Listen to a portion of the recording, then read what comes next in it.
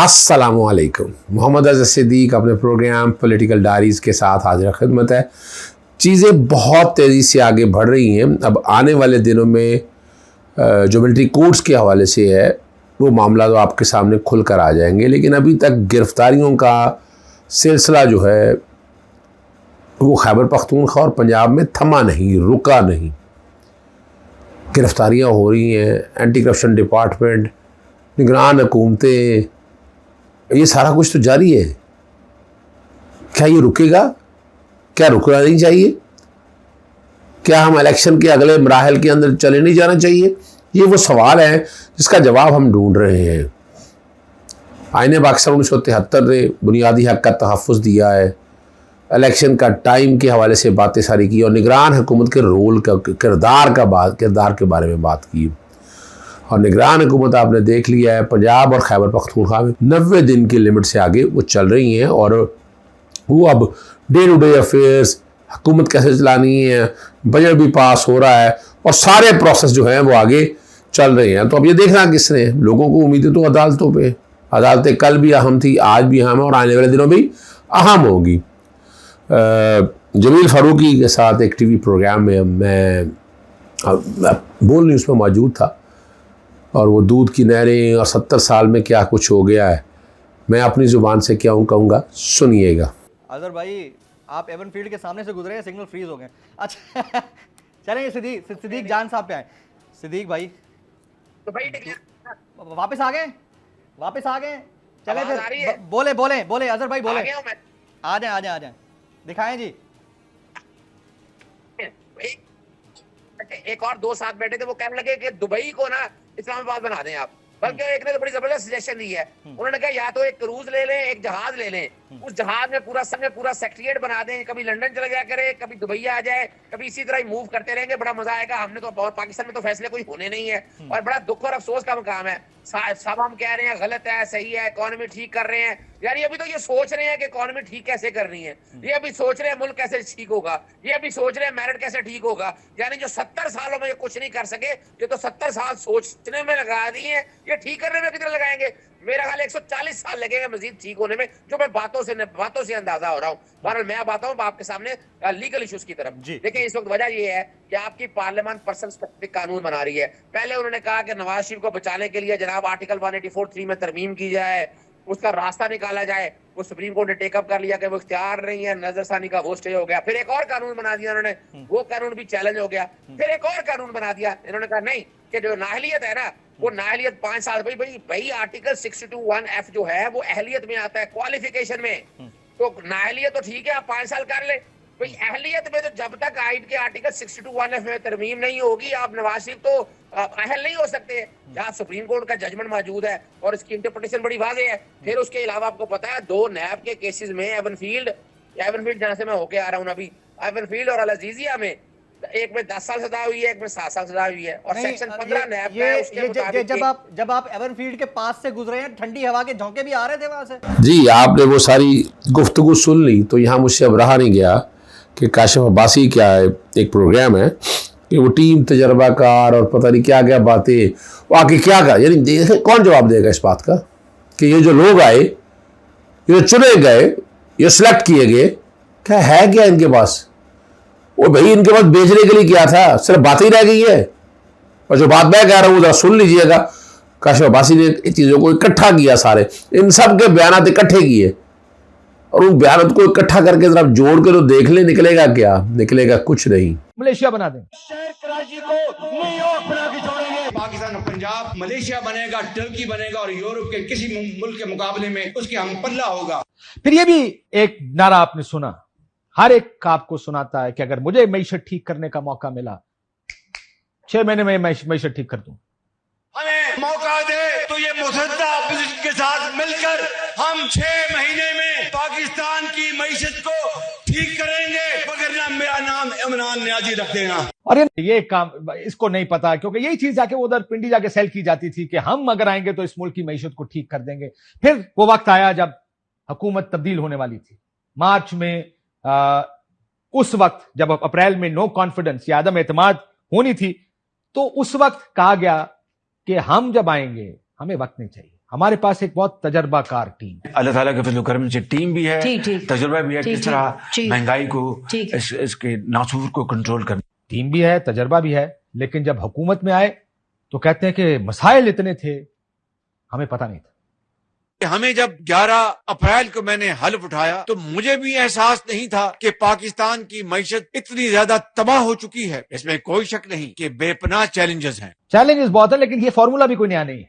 2013 की इलेक्शन से पहले मियां साहब जब ऑपोजिशन में थे, उन्होंने भी यही कहा था कि टीम तो सिर्फ हमारे पास है, हम आएंगे, हमें सीखना नहीं पड़ेगा, फौरन काम शुरू करेंगे। मैं ये समझता हूँ कि हमारे पास अल्लाह के फजल करम से एक टीम है, तजुर्बाकार लोगों की टीम है। पहले दिन जाके मैं ये ब्रीफिंग नहीं लूंगा कि कौन कौन से महकमे इतने अखराजात उनके बढ़ गए हैं तो उनको कैसे कम किया जाए। हमें पता है कहाँ बढ़ गए हैं, कैसे कम करना वो भी हमें पता है अल्लाह के फजल करम से। और फिर उस वक्त भी जब हुकूमत में आ गए तो फिर भी वही जुमला, पर अभी शहबाज शरीफ साहब का जो आप सुन चुके हैं कि हमें नहीं पता था कि हालात इतने खराब है। मैंने माह जून के आगाज में वजारत उज़्मा का हल्फ उठाया था, लेकिन हुकूमत संभालने के बाद मामलात को करीब से देखने का मौका मिला तो मालूम हुआ कि हालात मेरे अंदाजों से कहीं ज्यादा खराब हैं।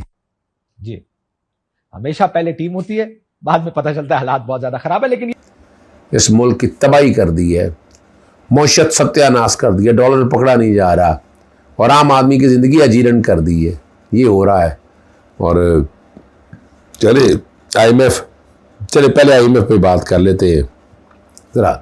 पहले वो आपने सुन लिया काशिफ अब्बासी के प्रोग्राम में जो ये सारे सबूत रखे हैं, और आखिर में आपको ले चलते हैं पाकिस्तान को कर्ज़ की फराहमी के लिए जो IMF जो सारी सागदार जो क्या है कि मुआहदे की कोशिश की जा रही है। फैसला कौन इक़दाम किए हैं और जल्द पहुँचने की कोशिश कर रहे हैं। मिशन चीफ जो है ना, नाथन पोर्टर की जानिब से बयान में कहा गया है, इस माशी इस्लाहत प्रोग्राम की रोशनी में पॉलिसियाँ बनाने के लिए फैसलाबाद इक़दाम किए गए। इन इक़दाम को पार्लियामेंट से बजट की मंजूरी है, जिसमें टैक्स बेस की तौसीक़ के अलावा समाजी और अखराजात के लिए दरवाजे खोले हैं। बैरूनी एक्सचेंज मार्केट की सरगर्मियों में बेहतरी, ये उन्होंने जो सारी तफसीलात बताई गई हैं। और इसमें इसहाक डार ने जो कहा है कि $2.6 अरब के असूल की कोशिश कर रहे हैं। यानी इतनी सी रकम के लिए ओवरसीज़ पाकिस्तानी से अगर प्यार मोहब्बत कराएँ तो ये तो मामूली सी रकम है उनके लिए। और वहाँ वो बात देखें जिन्होंने कहा ये सारे मामला जो हैं ये ये जो मामला थे 9 फरवरी को मुकम्मल कर दी थी, जबकि जायज़ा सितंबर 2022 तक का था। और वहाँ बातें बड़ी हैं, वो $300 के हवाले से तय 250 अरब के टैक्सेस की बात हो रही है, 85 अरब के अखराजात कम किए गए, या आपका मुल्क सारा जो है ना, ये बातें बड़ी, इनके ज़रा बयान गुज़श्ता देख ले, मैं नहीं दोहराना चाहता, आपको पता होना चाहिए। ज़रा इनके बयान तो देखें, कितने बड़े बड़े दावे और पता नहीं क्या क्या कुछ ये कहते थे, और आज कहाँ गए ये दावे इनके, आज मट्टी हो गए और क्या रह गया इनमें। और इनका जी हम पता नहीं क्या कर देंगे, आसमान का उठा देंगे, मैं आके मेरे पास जादू की छड़ी है, और वो जादू की छड़ी को देखा। अब याद रखना चाहिए आपको $660 का कर्ज प्रोग्राम जो मुद्दत है ना 30 जून को ख़त्म हो रही है, तो छुट्टियाँ तो आ गई हैं अब। और इससे कबल पाकिस्तान को 2 किस्तों की मद में तकरीबन $2 अरब हासिल करना है। और जो स्टेट बैंक जो है ना आलमी माली इदारे से 7वें और 8वें मुश्तरका जायजे के बाद $1 अरब 16 करोड़ की किस्त 1 सितंबर 2022 को वसूल हुई थी। अब बजट के साथ जो चीज़ें सारी जोड़ी हैं वो बड़ी लंबी चौड़ी चीज़ें हैं। और इसमें अगर आप देखें ये सारे का सारा अगर देखें तो ये सारा सब गैर कानूनी और गैर आईनी है। 215 अरब के उसमें अखराजात 85 अरब कम किए। गैर मुल्की ज़र-ए-माल के अमल पर एमनेस्टी वापस लाना, एमनेस्टी अब की बात हो रही है। दरामदी पाबंदियों का खात्मा, बेनज़ीर इनकम प्रोग्राम सपोर्ट की मुख्तसर रकम से 16 अरब रुपये का इजाफा, और पेट्रोलियम लेवी 50 से बढ़कर 60 रुपये फ़ी लीटर जो है ना वो कर दी गई। मैंने वो तफसीली नोट तो मैं पढ़ नहीं सकिया था। अब मैं आता हूँ फ़ौजी ट्रायलों के हवाले से। और जस्टिस याहिया अफरीदी ने जो है ना वो फुल कोर्ट तश्कील देने का मुतालबा कर दिया है। इस बेंच में से जस्टिस सईद मंसूर अली शाह भी खुद निकल गए, जस्टिस काजी फाइसा, जस्टिस सरदार तारक मसूद भी निकल गए। तो फुल कोर्ट रह क्या गया है? क्या फुल कोर्ट क्या बनाना चाहते हैं आप, और क्या इस ज़रूरत है इस वक्त फुल कोर्ट की? चले बहरहाल उन्होंने कहा है, और ये चीज़ जस्टिस ने कहा कि जो है ना उन्होंने रिमार्क्स दिए है कि शवाहिद ना होने पर कार्रवाई करना जो है ना मुज़ाक्का खेज़ है।